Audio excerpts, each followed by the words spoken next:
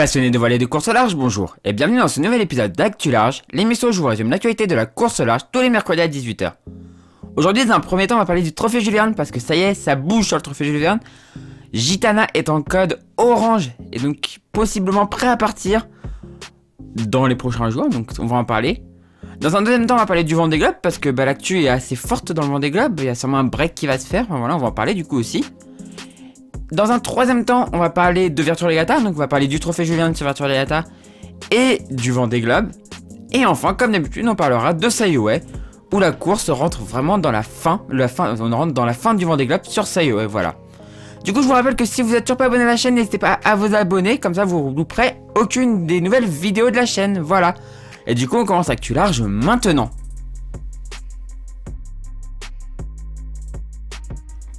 Et donc ouais, on va parler de trophée Jules Verne parce que Gitana m'a encore pris à défaut. Parce qu'ils ont annoncé dimanche dernier qu'il y avait un possible départ cette semaine. Alors il était un temps possible qu'ils partent aujourd'hui, donc là aujourd'hui mercredi.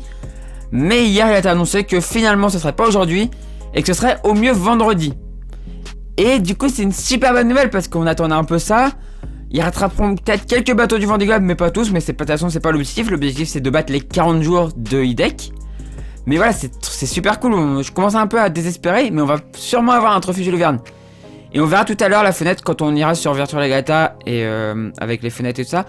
On verra un peu ce que ça donne, mais c'est plutôt une fenêtre assez prometteuse. Et vous verrez ça tout à l'heure. Mais du coup voilà, c'est franchement super cool.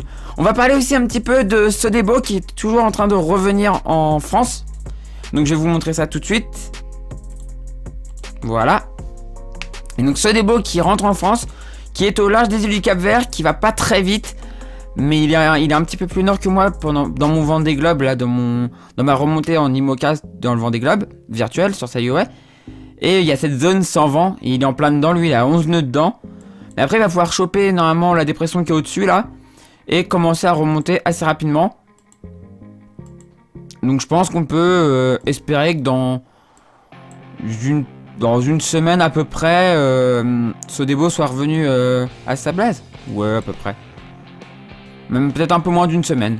Une semaine ou un tout petit peu moins pour revenir en France. Et donc là, on saura ce qu'ils feront. Est-ce qu'ils se relancent dans un stand-by? Ça m'étonnerait. Mais au moins, ils pourront... je sais pas si tout est réparé à bord. Mais de toute façon, quand on navigue, on casse des trucs. Donc là, je pense qu'il y a encore eu quelques casses pendant le convoyage. Donc de toute façon, il y aura des réparations. Donc je pense pas les revoir sur un trophée Jules Verne cette année, malheureusement, parce que ça veut dire que l'année prochaine, il serait possible qu'ils fassent le trophée Jules Verne et donc pas la Jacques Vabre. Ça me rend un peu triste. Mais voilà, mais du coup ils remontent tranquillement vers leur port, donc à Lorient, voilà. Du coup on a fini avec le trophée Jules Verne et on va passer au Vendée Globe.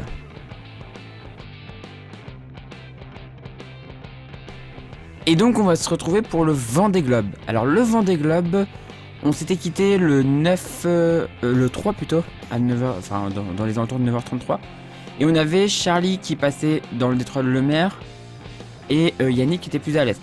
Et on va voir que ça a son importance pour la suite. On va faire passer le temps. Non, moins vite, voilà. On voit que derrière ça arrive. Yannick part à l'est et là Charlie fait un truc qui m'a vraiment très étonné. Il part à l'est. Et je me suis dit pourquoi. Là pour moi Charlie a fait une erreur. J'aurais pas fait ça. Personnellement je serais parti sur la stratégie ouest. Et on va voir que derrière les deux là passent le Cap Horn. Et là voilà Charlie est coincé quoi. Charlie il se recale dans l'axe du premier et se retrouve du coup coincé quoi. Derrière ça arrive au Cap Horn. Et là on voit clairement, on va mettre en pause tout de suite un petit peu là. On voit que Thomas lui tente une option tu vois, il va dans l'option franc. Il est vraiment franc dans son option, c'est-à-dire qu'il va à l'ouest. Et voilà, et je cherche à rattraper. Charlie là pour moi il a fait une petite erreur, c'est de vouloir suivre quoi, enfin. Peut-être pour pas se faire distancer, mais malheureusement c'est ce qui arrive tu vois. Et sur les routages qu'on peut voir, malheureusement c'est un peu ce qui va se passer. Après peut-être pas pour longtemps et je vais vous expliquer pourquoi après. Donc on voit que les autres derrière passent le Cap Horn. Aucun le passe à vue. Il y a seulement Charlie qui l'a passé à vue jusqu'à ce moment-là. Et après on va voir qu'il y en a quand même quelqu'un qui va l'avoir passé à vue. On va dézoomer juste pour voir un peu de plus haut. Et là on voit la zone sans vent qui s'approche. Et donc bah pas Thomas mais Yannick qui passe plutôt pas mal. Yannick Bestaven. Et bah ceux de derrière qui se retrouvent coincés. Charlie qui va se retrouver coincé dans la zone sans vent. Alors que Yannick arrive à passer sans trop de problèmes quoi. Malheureusement. Malheureusement pour le suspense et malheureusement pour moi parce que vous savez que je suis bien pour Charlie. Même si j'adore Yannick aussi, c'est un chouette type aussi. Que ce soit l'un ou l'autre qui gagne, franchement je serais quand même content. Même si voilà, j'adore, j'ai quand même ma préférence pour Charlie. Et là on voit voilà, un deuxième bateau qui a passé le Cap Horn. J'ai pas encore vu d'image. Peut-être que vous aurez des images du passage du Cap Horn s'il y en a au moment du montage. Mais pour l'instant j'ai pas encore vu. S'il a pu prendre en photo. Et voilà la situation actuelle. Donc on a Yannick qui est sorti de la zone sans vent, donc qui est à 10 nœuds 9. Et on a un 5 nœuds. Non, ça fait 5 nœuds de différence même, ça fait beaucoup là. Mais là il a l'air quand même de reprendre un peu de vent. La zone sans vent se décale petit à petit. Et donc il a l'air de reprendre du vent. On va aller du coup tout de suite à l'arrière de la flotte. On va pas traîner sinon je vais encore faire une actu large de 40 minutes. Et donc on va partir du dernier. Donc Sébastien Destremo qui continue, ça fait plaisir. Même si c'est pas un skipper que j'apprécie énormément, ça fait quand même plaisir de le voir continuer. Et j'espère qu'il pourra terminer parce que voilà, je sais, aucun marin ne mérite d'abandonner. Et donc je lui souhaite de pouvoir continuer. C'est dans les prochains jours, comme prévu, il va descendre vers le sud, normalement. Chercher la dépression ici et pouvoir faire de l'est. Dans un premier temps, il va pouvoir descendre avec un vent plutôt favorable à une descente. Par contre, après, le vent va tourner, comme on peut le voir, au nord-ouest. Et donc, ne lui permettra pas de descendre en un bord. Et lui permettra plutôt d'aller directement vers l'est, qui est plutôt une bonne chose. Hein. Faire route à l'est, c'est le mieux dans le vent des globes. Et on voit que la zone avec du vent se décale vers l'avant. Là, on a plus de 45 heures, donc il devrait être par ici dans 45 heures à peu près. Actuellement, il est à la vitesse de 10 nœuds, 11 nœuds 7 et 10 nœuds 1 sur la vitesse, la VMG, voilà. Donc ouais, normalement, ça devrait être quelques jours là, plutôt bien pour Sébastien Destremo avec du vent. Et je l'espère, une bonne continuation et un tour du monde bouclé, on espère. On va parler maintenant de ce groupe de 3 avec Arius là qui est le seul à passer entre les îles là. Et il y a aussi Alexa Barrier et Samantha Davis. Donc Samantha qui est hors course, mais on parle toujours d'elle quand même. C'est important. Et on va revenir à la situation actuelle. Donc hop, à 12h UTC. Voilà. Non, donc c'est 9h UTC. Voilà, parfait. La situation actuelle pour eux, c'est plutôt... Alors, Harry est dans un vent qui est plus faible que ceux d'en bas, que ceux qui sont passés en bas. Malheureusement, donc il va peut-être se faire un peu distancer. Parce qu'en plus, ceux d'en bas vont choper un vent, ont toujours un vent assez favorable. Là, on voit plus 18 heures. Alors, ils vont finir par se faire doubler quand même par la zone très favorable. Mais dans tous les cas, il va falloir descendre sud. Il n'y a pas le choix. Comme d'habitude, on longe la zone des glaces pour aller jouer dans ce couloir de vent. Il va falloir aller vite pour pas se faire coincer. On voit que là, il y a une zone, ouais, ça se recoince un peu. Et surtout, attention à cette dépression. À cette dépression ici, qui a pas l'air très active en vrai. Il y a que 19 nœuds de vent. Mais, si tu passes trop au sud, tu risques de te prendre du près, quoi. Donc attention, peut-être aller assez vite pour essayer de passer devant. Ouais, il va falloir foncer là. Il va falloir foncer dans les prochaines heures. Actuellement, ils sont à 15 nœuds et 15 nœuds. Donc les deux vont à 15 nœuds. Donc oui, il va falloir tracer pour essayer de les... soit tu traces pour essayer de passer devant, soit tu ralentis pour être derrière pour pas te prendre du près dans les mers du sud, quoi. Et l'avantage, c'est que la dépression ne va pas plein est et elle descend un peu vers le sud, donc du coup, ça devrait pas durer très très longtemps le près si tu y vas, quoi. Et donc après, du coup, tu devrais avoir un vent Alors t'aurais eu du prêt avec peut-être des virements, mais dans tous les cas je pense qu'il va y avoir obligation de se prendre du prêt ici. Si tu vas longer la zone des glaces, tu vas te prendre du prêt. Donc peut-être, si on revient un petit peu en arrière, on va regarder un peu en arrière. À ce moment-là, si tu es un peu en arrière, tu remontes dans l'arrière de la dépression. Tu joues avec cette zone-là pour t'en servir pour remonter. Et comme ça, après, tu te prends pas du prêt. Et tu as un bon angle pour aller vers la zone des glaces là. Voilà, moi c'est à peu près ça que je ferais. Et Harry, par contre, lui, Harry, il est pas au top. Parce que pour l'instant, il va avoir un peu de molle. Donc il va peut-être se faire un peu distancer. Par contre, derrière, la dépression dont on parle, derrière, il y a du vent qui revient. Et non, la dépression, je croyais que c'était celle-là qu'on avait vue, mais non, la dépression, elle est là. Donc non, il pourra même pas la choper. Alors, est-ce qu'il aurait pas un problème et il veut aller se mettre dans une zone de calme pour réparer? C'est une possibilité. Mais pour moi, sinon, au niveau stratégique, je vois pas d'intérêt à aller ici. Parce que là, on est à plus 36. Pour moi, il n'arrivera pas ici à plus 36, tu vois. S'il arrivait ici à plus 36, oui, ça serait intéressant. Mais pour moi, il sera pas là à plus 36, tu vois. Donc, je comprends pas trop ce que fait Harry, du coup. Voilà. Des fois, on peut ne pas comprendre, tu vois. Il n'y a que les marins qui savent, en vrai. En vrai, pour essayer de comprendre ce que font les marins, ce qu'il y a dans leur tête, bah, c'est un peu compliqué, tu vois. Et en plus, on n'a pas leur polaire et tout. Enfin, voilà, c'est très compliqué. On va parler maintenant de ce petit groupe avec Clément Giraud et Miranda qui se livrent une belle bataille ensemble. Ils sont assez serrés, donc c'est super cool pour eux. Au moins, niveau sécurité, c'est top.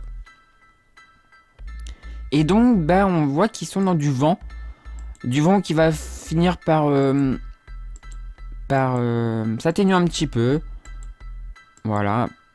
Même si la dépression avance pas très vite. Enfin, la zone de vent, là, avance pas très vite. Donc, ça va se calmer un petit peu, mais pas trop non plus. Et ils sont quand même passés dans un système, ça leur est quand même passé dessus, et ils sont quand même passés dans un système assez fort. Mais actuellement là c'est quand même un peu plus agréable pour eux. Et donc bah, leur objectif pour eux ça va être de filer du coup par ici. Donc le vent va pas se renforcer, va faiblir un petit peu mais pas trop comme je vous ai dit. Et ils devraient avoir 16 nœuds par ici. On va regarder par rapport à ce qu'ils ont actuellement. Là ils ont 15 nœuds, ouais non même pas, ça va rester stable en fait. Ça va rester à peu près stable. Non, même forcir. Ouais, non, forcir en fait. Je raconte des conneries. Non, ça va forcir. En fait, c'est parce que sur certains fichiers, parce que j'utilise pas que ça. Hein. J'utilise aussi des fichiers avant. Je regarde un peu sur des fichiers avant. Et sur certains fichiers, ça forcit. Sur certains, ça. Enfin, sur certains fichiers, ça. Il y a un peu moins de vent. Et là, ça risque de forcir un petit peu, tu vois. Forcir, mais ça va pas être non plus violent quoi, il n'y a pas plus de 20 nœuds quoi. Normalement ils auront pas plus de 20 nœuds donc c'est cool quand même quoi. Et donc bah une route, il va falloir qu'il file quoi. Il va falloir qu'il file avec un vent qui sera assez favorable pour y aller. Et là on a plus de 27 heures donc ils seront à peu près par là dans 27 heures donc après ce sera plutôt cool. Après ça devrait être plutôt cool, dans du vent mais pas trop fort.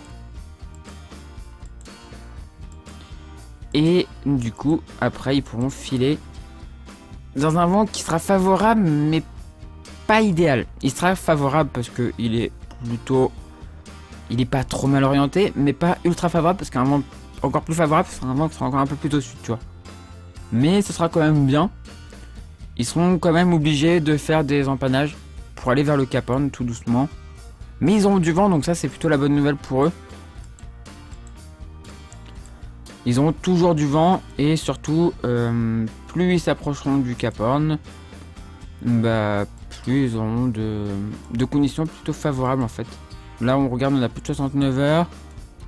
Plus de 69 heures, ils seront pas là dans 69 heures, mais ils auront au pire voilà, du vent qui sera passé au secteur nord, tu vois. Sauf s'ils sont là, ils sont pas super bien placés. S'ils sont là, c'est plutôt cool, tu vois. Parce que ici, il y a 15 nœuds sur les fichiers, mais surtout il y a un vent de nord qui devrait pouvoir les pousser. Donc là, c'est un vent idéal pour eux. Voilà. Du coup, maintenant, on va parler du groupe de devant, enfin des bateaux de devant. Et je me suis un petit peu embrouillé sur eux, mais en fait, des fois, c'est assez compliqué quand même. Hein. Les fichiers changent. Les fichiers changent un peu entre eux. Et sur certains, ça forcit, sur certains... Donc des fois, je redécouvre un petit peu... Des fois, je redécouvre un petit peu avec vous, quoi. Mais j'essaie de vous apporter une information la plus précise possible. Et donc j'assume quand je me trompe, tu vois. J'assume complètement quand je me trompe. Et je coupe pas, parce que voilà, on peut tous se tromper. Donc on va parler de ce petit groupe. On va prendre ce groupe-là pour essayer d'aller relativement vite. Non, on va même pas prendre tout le groupe. On va prendre Manu Cousin tout seul et après on va prendre ce groupe-là. Donc Manu, il est dans un vent de secteur ouest qui va basculer un petit peu au sud-ouest. Et donc du coup, c'est un peu comme le groupe de derrière, il va toujours avoir du vent. Et donc il va pouvoir filer comme tout le monde. Enfin, comme tout ce groupe-là en fait. Comme tous ceux de derrière. Et donc il ne devra pas se faire rattraper par derrière. Et c'est plutôt une bonne nouvelle. On a un vent d'ouest, donc pas un vent... C'est un vent qui est bien, mais pas ultra favorable. Il est favorable, mais pas ultra, quoi. C'est pas le mec plus ultra du vent favorable, quoi. Donc, qui va obliger à sûrement faire des empannages pour aller vers le Cap Horn. Un plus de 24 heures. L'avantage, c'est qu'il y aura toujours du vent, normalement. Jusqu'au Horn, normalement, il devrait avoir du vent. Donc ça, c'est vraiment la bonne nouvelle pour eux. C'est que, ils devraient pas se faire plus distancer qu'ils sont déjà. Et ils devraient pouvoir arriver au Cap Horn assez rapidement. Il n'y a plus de zone de molle. Là, c'est des mers du Sud un peu plus classiques. C'est un peu plus ce qu'on a l'habitude de voir, c'est-à-dire un train de dépression qui passe. Et pas des zones de molle tout le temps, quoi. Comme on a pu avoir pour les premiers qui passaient entre deux zones de molle en zone de molle, quoi. Maintenant, on va parler du petit groupe de devant. On va partir de Pip R jusqu'à Kojiro Shiraji. Et on va dire d'ailleurs des mots sur certains de ces skippers. Donc, ils sont dans un vent de secteur ouest, nord-ouest, mais c'est quand même très très proche de l'ouest. Et qui vont rester du coup dans un vent assez ouest, ouest-nord-ouest. Et donc, ils vont devoir faire des empannages pour aller vers le Cap Horn. Donc, comme pour les autres, un vent pas... C'est pas le mec plus ultra du vent, quoi. Mais c'est pas mal quand même, quoi. Et par contre, ouais, le vent pour eux ne tournera pas, normalement, ne tournera pas à un vent ultra favorable, quoi. Sauf peut-être pour ceux de derrière qui devraient peut-être choper ça, mais même ça, c'est pas encore le mec plus ultra, quoi. Un vent idéal pour un IMOCA, c'est à peu près un vent qui est grosso merdo à 115, entre 115 et 125 degrés du vent. Là, c'est plutôt un bon vent pour un IMOCA. Là, on n'a pas du 115, 125. Là, peut-être oui, mais... Oui, là, on aurait. Mais ça serait, du coup, pour le groupe, pour eux, plutôt derrière, quoi. Là, on est quand même à plus de 69 heures, donc ça serait plutôt pour ceux de tout l'arrière. Voire Manuel Cousin, quoi. Mais pas pour les premiers qui, du coup, eux, vont toujours jouer dans un vent de secteur ouest. Jusqu'au Horn, avec une petite dépression au Horn, là, tout de suite. Dans 69 heures. Est-ce qu'ils seront au Horn dans 69 heures? Peut-être. Vu qu'ils vont assez vite, peut-être. On verra ça. On verra ce qui s'est passé du coup dimanche prochain. Ouais. Je veux juste féliciter. Enfin, je veux juste faire dire des félicitations quand même pour certains skippers dans ce groupe. Notamment Pip R qui est juste merveilleuse. Merveilleuse. C'est... elle fait une course, mais de folie. On peut juste que applaudir. Là, j'ai vu des photos d'elle, enfin des vidéos d'elle. Elle est cramée. Elle est vraiment cramée. En plus, faut se rappeler qu'elle navigue sur un bateau qui n'est pas protégé, où il n'y a pas de casquette et tout. Et elle est... Mais c'est... Elle tient tête à des foilers, quoi. C'est magique. Même s'il y a un foiler qui est diminué, Alan Rohra, il est diminué avec la fabrique. Mais elle est pétillante en plus. Elle fait des efforts pour parler français et tout. Enfin, c'est... Ouais, franchement, ouais, c'est la belle découverte de ce Vendée Globe, quoi. C'est magique. Je pensais qu'elle partait vraiment pour l'aventure et en fait, elle fait la course, quoi. Elle fait vraiment la course. Et ça, c'est un délice. C'est un délice, cette femme. C'est vraiment un délice, quoi. Je veux aussi saluer la course de Diego Costa pour son deuxième Vendée Globe avec le même bateau, qui fait aussi une très belle course, hein. Clairement, magnifique course au sud du Point Nemo là. Franchement, bravo à lui, vraiment. Et puis je veux reféliciter aussi Kojiro qui fait un tour du monde avec une voile déchirée, avec une grande voile déchirée. Voilà quoi, enfin, les détracteurs de Kojiro, mais fermez-la, sérieux. Enfin, je le redis quoi, mais fermez-la quoi. Il fait une course mais tellement magnifique, avec un bateau... oui, un bateau qui pousse peut-être pas au max de son potentiel, mais le bateau n'est pas non plus au max de son potentiel parce qu'il a une grande voile qui est en mauvais état. Il a une grande voile déchirée. Enfin voilà, qui a été réparée, donc il pousse pas non plus à fond quoi. Là il est à 9 nœuds 2 sur la... Enfin il a 14 nœuds 9. Mais il fait quand même une magnifique course et franchement on peut le féliciter. Voilà, du coup on va passer maintenant au petit groupe ici. Avec... on va prendre d'abord notre cher Romain Athanasio. Qui, grande surprise, sera normalement rentré avant sa femme à la maison. Et du coup, qui va passer le Cap Horn normalement demain. Normalement, il devrait passer le Cap Horn demain. Je pense que lui va passer assez au large parce que va y avoir un peu de vent pour lui. Un petit peu. Et puis surtout, l'angle est plutôt favorable à passer au large. Et vu sa position, je pense qu'il va passer au large. Donc il ne verra pas le Cap Horn. Voilà. Mais du coup, dans les prochaines heures, voilà, objectif passage du Cap Horn. Et ensuite, un vent. Je pense que l'idée pour lui maintenant, ça va être d'aller à l'est. La seule option qui est possible pour ces bateaux-là va être de passer à l'est ici, le long de la zone le long de la zone ici, pour aller choper des vents plus hauts. Là, on a plus de 60 heures. On voit que voilà, il y a une dépression qui passe ici. Avec 27 nœuds, 28 nœuds. Et donc du coup, ouais, l'objectif passer à l'est et aller choper cette dépression là quoi. Dans plus de 75 heures. Il devrait avoir un début de remontée relativement cool pour eux. Ça devrait être plutôt bien pour eux.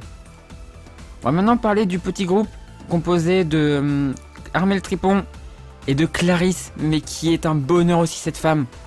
C'est un bonheur, et je dis pas ça parce que j'adore son copain. Parce que voilà, c'est un chouette type aussi.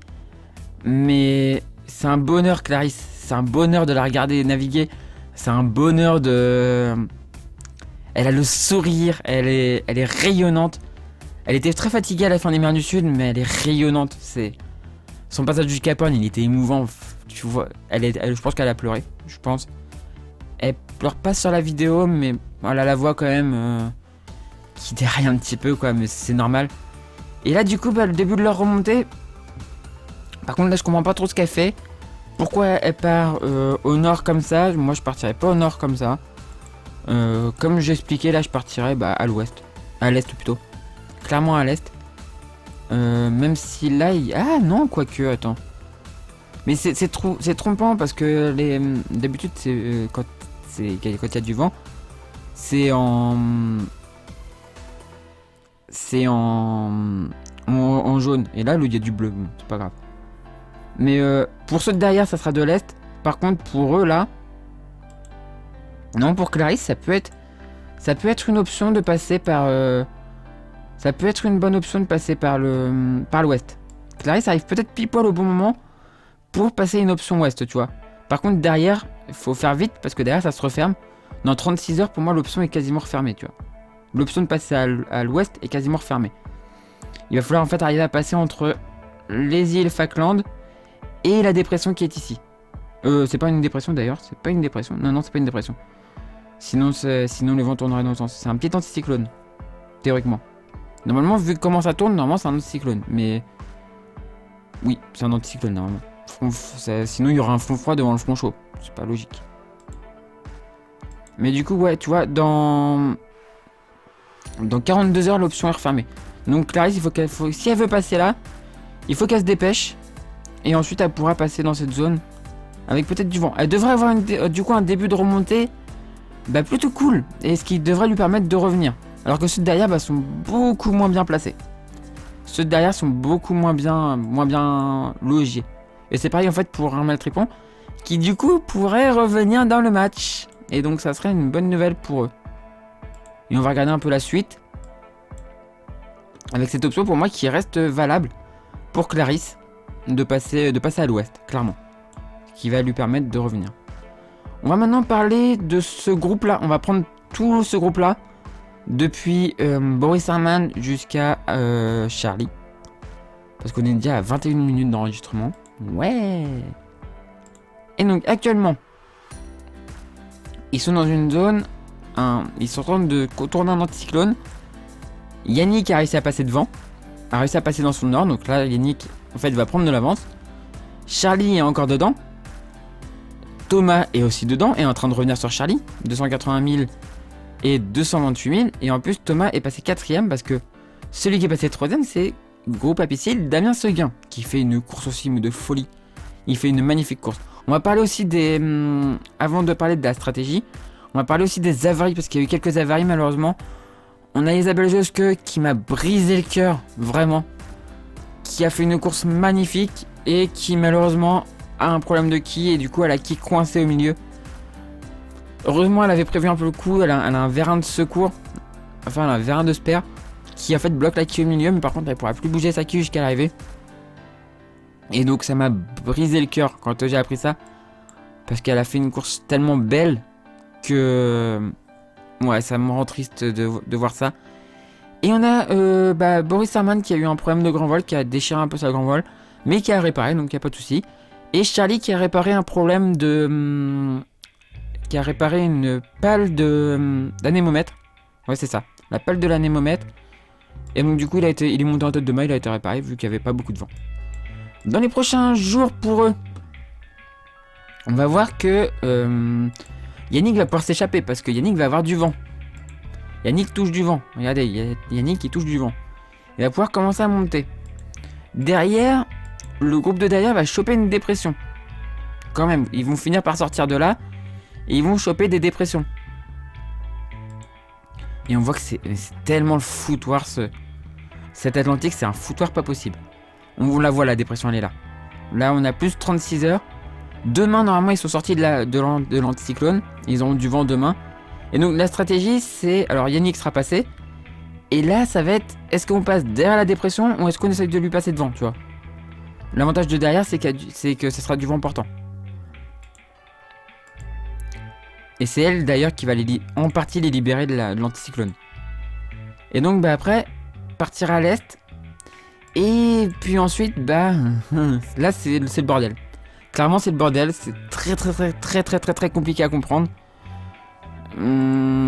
Normalement, Yannick devrait retomber dans des molles plus haut. Et donc, bah, l'élastique. Donc là, on voit la dépression qui va concerner un peu la flotte. L'arrière de la flotte, enfin cette partie-là de la flotte, plus Charlie qui passera normalement devant et après qui pourra peut-être aller chercher cette petite zone devant là, à 8 nœuds, alors que derrière il n'y a rien. Et Yannick, lui, va tomber dans cette zone de molle là devant, parce que devant c'est mou aussi. Et là, bah... normalement l'élastique devrait se redétendre. Et donc, bah, d'un Yannick qui va prendre beaucoup d'avance, on va repasser à un Yannick qui aura plus beaucoup d'avance, tu vois, normalement.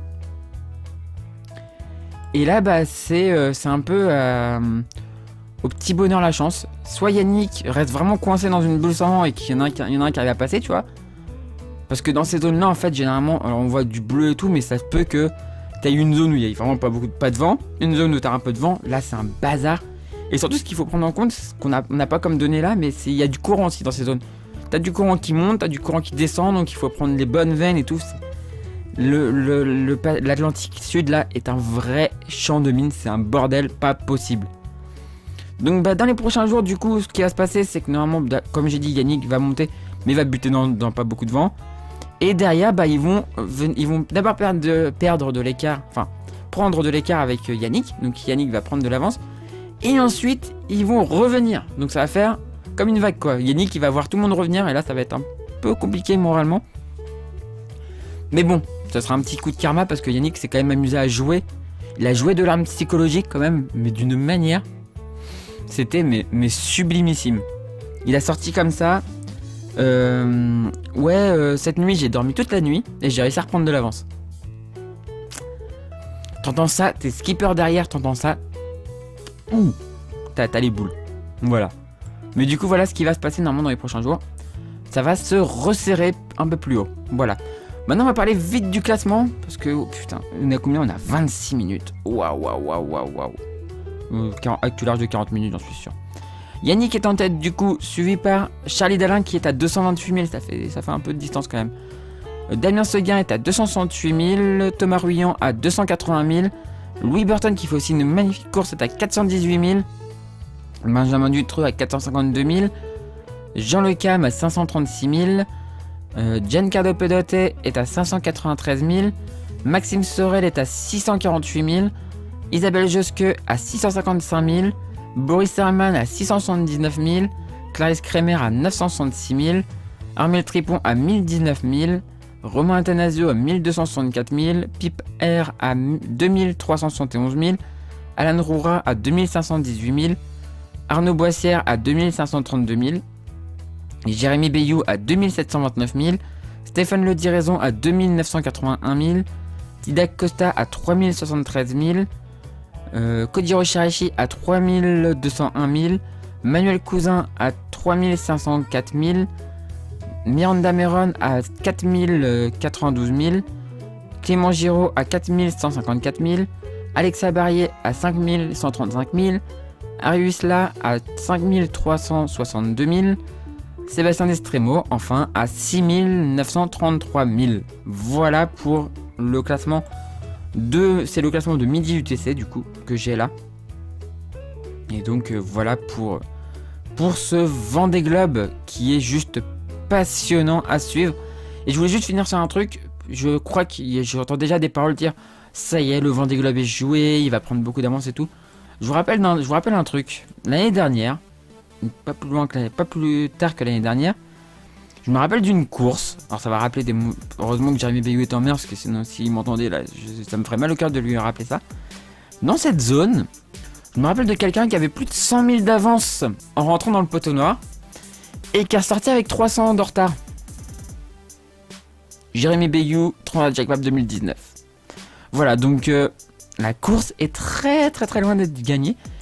Et je vais pas vous cacher que s'il arrivait la même chose et que Charlie faisait le même coup qu'il avait fait l'année dernière pendant la Jacques Vabre,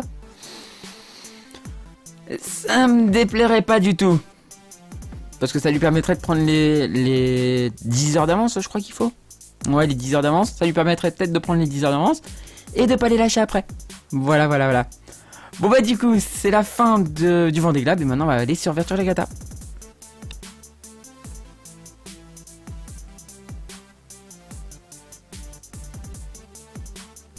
Et donc on se retrouve d'abord sur Virtual Regatta pour le trophée Jules Verne, où les premiers sont partis quasiment dès le début et les premiers sont dans l'hémisphère sud.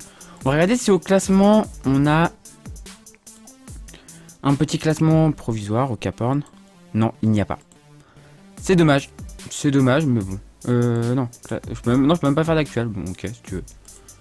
Mais voilà, du coup, les premiers sont passés à l'équateur, mais dans des temps pas top. Hein. J'ai vu quelques chronos. C'est pas des chronos de folie, quoi. Du coup, on va aller voir maintenant les routages. Ça va me permettre de vous montrer un peu le routage que pourrait prendre l'équipe de Gitana.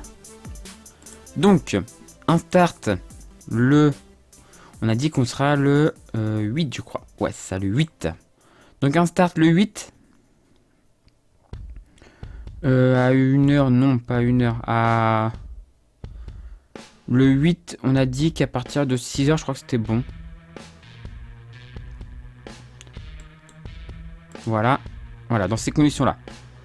Donc on voit clairement que là, c'est peut-être encore un peu just. Là, il n'y a pas encore beaucoup de vent, il n'y a que 2 nœuds. On va attendre encore, on va rajouter un peu plus. À 7h. Et on va voir que les conditions vont s'améliorer au fur et à mesure. Pour l'instant, pas beaucoup de vent à la pointe. Et là, on voit que le vent rentre doucement. Donc peut-être des premières heures où il va falloir peut-être être dans peu de vent pour s'éloigner un peu de la côte. Même si, ouais, il n'y a encore que 3 nœuds, tu vois, à la côte. On va bondir de quelques heures. On va prendre le 8 à midi, par exemple. Voilà. Et le 8 à midi, on voit que tout de suite, le vent est plus fort. Voilà, le 8 à midi. Non, là on est le 9, zut. J'ai mis le 9 à midi. 8 à midi, voilà. Voilà ce qu'on aurait. Et là, voilà, le vent commence à rentrer tout doucement, 6 nœuds. Alors, on irait chercher très loin. Dans un premier temps, c'est à peu près l'idée. On irait chercher très au large. Mais ensuite, on aurait plutôt un couloir de vent assez favorable. Alors là, c'est sans option. Donc, du coup, Gitana irait plus vite. En vrai, mais ça vous donne à peu près une idée de l'option, de la fenêtre. Et on voit que la fenêtre est excellente, quoi. La fenêtre, elle est vraiment très bonne. Avec toujours du vent. Très peu de manœuvres. Une alizée forte. Comme on peut le voir sur Sayoué, en fait. Si vous me suivez sur Sayoué, vous voyez qu'en fait, comme moi, je vais quitter la zone d'alizée, bah, l'alizée va revenir. Ça fait toujours plaisir. Et donc, on voit que, ouais, on arriverait du côté de Fernando de Noronha vers le 14. Vers le 14, ce qui ferait un petit 5 jours, 6 jours 5 jours à peu près pour y aller à Fernando de Noronha. Mais en vrai, si je mets 65 sud, 150 ouest, 115 est plutôt, non même ça, voilà, on va mettre ça. On va voir vu qu'on a un routage sur, voilà. Alors on voit que pour l'instant, par contre, l'Atlantique Sud est pas forcément ultra favorable. Faut aller très sud. Pour l'instant, l'Atlantique Sud serait pas ultra favorable parce qu'il faudrait aller très sud pour aller choper une dépression. Donc ça va peut-être beaucoup peser dans la balance. Tu vois, là par exemple, il faut aller à 55 sud. Ça va peser dans la balance. Si ça continue comme ça, je pense qu'il n'y aura pas de départ. Clairement, si ça continue, si ça se confirme comme ça, je pense qu'il n'y aurait pas de départ. Parce qu'aller chercher extrêmement sud comme ça, avant de pouvoir filer dans les mers du sud, ouais, je suis pas très convaincu. Je suis pas très convaincu.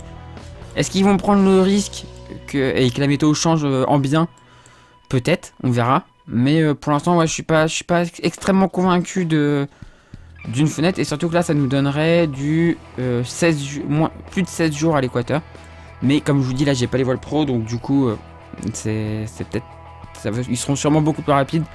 Et donc peut-être moins de 16 jours c'est moins de 16 jours au Cap de Bonne-Espérance. De toute façon, c'est ce qu'il faut. Il faut être en moins de 16 jours au Cap de Bonne-Espérance. Je crois que le temps, je crois que c'est 11 jours, je crois. Faut regarder les temps intermédiaires, mais je crois que c'est 11 jours au Cap de Bonne-Espérance. Donc ouais, non, si tu vas en 16 jours, ça va pas, quoi. Donc voilà pour le trophée Jules Verne. Et maintenant, on va passer au Vendée Globe sur Virtual Regatta. Et donc on se retrouve sur le Vendée Globe sur Virtual Regatta avec mon beau L'Occitane, où la course est passionnante aussi parce que c'est assez serré. On va aller voir ça tout de suite. Voilà, on s'en fiche un peu de ça. Et on va passer l'équateur d'ici peu de temps. Vous voyez là, les premiers ont passé l'équateur. Moi je vais le passer d'ici vraiment pas longtemps. Et la course devient stratégique là maintenant. La course devient stratégique. On a deux choix. Soit passer à l'est. Il y a des routages qui nous font passer à l'est. Et il y a des routages qui nous font passer plus à l'ouest. Moi, j'ai choisi ma stratégie. Ça sera une stratégie ouest comme sur Sayoué. Voilà. Donc l'équateur d'ici un peu plus de 2 heures maintenant. Pour moi. On va regarder un peu la stratégie du coup. Les routages. Les routages, c'est ici. Et donc le routage, vous voyez que moi, mon routage me dit clairement d'aller à l'ouest, normalement. Voilà. Dans un premier temps, on prend un peu de nord et après, dans l'Alizé, boum, on part à l'ouest. Avec un contournement de petites bulles sans vent là. On passe quand même, on va quand même avoir encore la bulle sans vent qu'on va passer d'ailleurs sur Sayoué. Et ensuite on chope l'Alizé, pas l'Alizé mais les dépressions de l'hémisphère nord. Et on fonce vers les Sables d'Olonne. Non là il y a un petit bug mais théoriquement on devrait avoir une arrivée aux alentours du 17. Voilà ça met 16 ou ouais, aux alentours du 17, 16 ou 17 janvier, on devrait finir ce Vendée Globe sur Virtual Regatta. Donc 2 jours à peu près après celui de Sayoué, quoi. Donc voilà. On va regarder les classements du coup. On va regarder les classements ensemble. Donc classement. Enfin, non, pas 2 jours. Oui, c'est ça, 2 jours après celui de Sayoué. Donc les classements, l'Occitane, Ranger J5 BSP est en tête, suivi par Galette Laworth à 26,4 000 et Maxou 66 à 35,4 000. Et moi je suis 86e. Au classement monde, c'est Marcus Belgicus qui est en tête, un Belge, d'accord. Suivi par un Canadien Bateau Vif à 1,51 000 et Manu Vinsou qui est à 2,43 000. Comme je vous avais dit, la stratégie Ouest n'a pas fonctionné et c'est l'Est qui est passé, le groupe dans lequel je faisais partie. Et je suis 6873e, mais ça change tout le temps parce qu'en fait en fonction de ta position, à l'Est ou à l'Ouest, ça bouge. Donc les classements veulent pas énormément dire grand chose, quoi. Ça veut pas dire grand chose. On va regarder maintenant le classement France. Nanou Vinsou est en tête, suivi par Paribus qui est à 0,29 000 et par Stark Maran, ouais, à 1,11 000 et moi je suis 5593e. On va maintenant parler du classement départemental où c'est Balabac Team 76 qui est en tête, suivi par TomTom 76 à 5,43 000 et Tiger 76 000 qui est à 6,88 000. Si vous voulez savoir où il habite, lui il habite à Rouen. 76 000 c'est Rouen. 58e moi je suis. Et je suis à 67,6 000. Mais les positionnements sont un peu faussés. Ensuite, pour le classement de Barentin, donc la ville, Santosa CNV ISF est en tête, suivi par Sandstoof à 5,36 000. Et je suis repassé 3e, enfin, à 54,1 000. Donc voilà, pour ça on a fini. On va parler maintenant du classement du cercle de la Voile de Dieppe, où je suis toujours en tête, bien évidemment. Il va falloir qu'il aille très vite et je vais la vendre très très cher, ma peau, tu t'inquiète pas.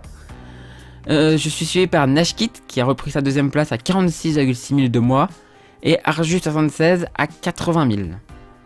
Et maintenant on va parler du point Nemo, classement du point Nemo. Team Braise 31 est en tête, suivi par Yakouti à 8,23 000 et Haute-Normandie. Oui, Haute-Normandie, on dit toujours Haute-Normandie. Hein. La loi sur les régions, bat les couilles. Pardon. 8,61 000. Toi, je t'aime, toi.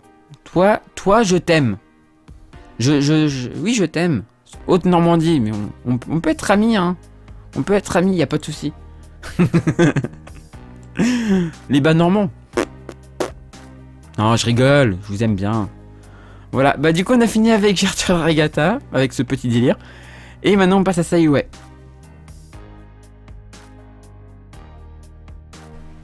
Et donc on va finir cette actu large comme d'habitude sur Sayoué, où on voit que bon, on est en train de remonter, on a passé l'équateur et on remonte du coup l'Atlantique Nord maintenant, en direction de cette zone sans vent dont on parle depuis tout à l'heure. Les premiers l'ont passé et commencent déjà à bombarder vers la ligne d'arrivée. Enfin, vers la ligne d'arrivée, ils bombardent dans la dépression là, qui leur permettra de remonter. Et bah c'est stratégique, hein. C'est stratégique comme sur Virtua Regatta. On voit le groupe de l'Est avec Conrad, avec, ça c'est pas de la course je crois, Grand Tubino qui est revenu. Là on a Méditerranéan. Et moi qui est un petit peu isolé à l'ouest, alors j'ai quand même un qui me suit, Scroll 89 et Olive. Mais sinon je suis un peu tout seul dans l'ouest. Mais ça tombe bien, j'aime bien les options seules. Donc ça me va. On va regarder un peu les routages. Les routages pour la suite. Donc vous voyez que ça change. En fait là ça change pas trop. Passage de la zone sans vent, il n'y a pas trop de changements à chaque fois. Par contre, bah, ça change tout le temps en fait en ce moment. Les routages en ce moment, si vous suivez bien mes aventures sur Sayoué, vous savez que les routages changent tout le temps en ce moment sur la deuxième partie, sur la fin du parcours. Et donc il y en a qui me disent de monter ici. On va regarder un petit peu rapidement. Alors, faut attendre que ça monte, hein. Là cette zone là on sait, hop, on remonte un peu auprès, on chope la dépression et c'est là que tout change. C'est là que les routages changent entre eux. Il y en a qui me disent en fait de laisser partir cette première zone devant et de remonter, aller chercher la deuxième. Parce qu'en fait la première va se combler un petit peu. Et il y en a un quand même il y en avait avant qui me disait quand même d'aller jouer dans la première. Je pense que j'irai jouer dans la deuxième clairement. Parce que la deuxième me propulse quand même très très très fort. Même si elle vient quand même, il y a quand même une nouvelle zone de molle avant d'avoir une autre dépression derrière qui va me propulser un petit peu. Mais le final se jouerait normalement dans la molle. Du côté de la molle auprès du côté des Sables d'Olonne. Pour une arrivée pour l'instant prévue le 16 janvier, aux alentours du 16 janvier. Voilà pour la suite du parcours. On va regarder le classement. On va parler un peu du classement vite fait.